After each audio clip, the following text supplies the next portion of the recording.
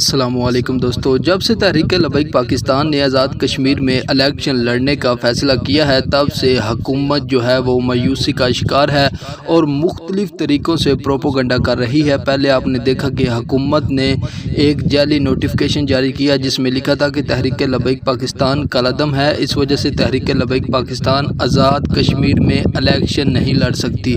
اب تحریک انصاف کی جانب سے ایک اور جو ہے چال چلی گئی ہے، اس میں کہا گیا ہے کہ تحریک لبیک پاکستان نے تحریک انصاف کے ساتھ اتحاد کر لیا ہے اور تحریک لبیک پاکستان کے جو کارکنان ہیں وہ تحریک انصاف کو ووٹ ڈالیں۔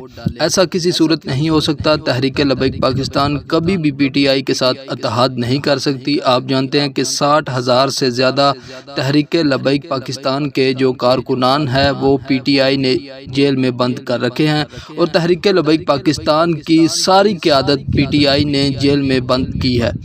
تو اس طرح تحریک لبیک پاکستان کبھی کسی صورت میں پی ٹی آئی کے ساتھ اتحاد نہیں کر سکتی۔ کارکنان جو ہیں وہ کرین پر ہی مور لگائیں۔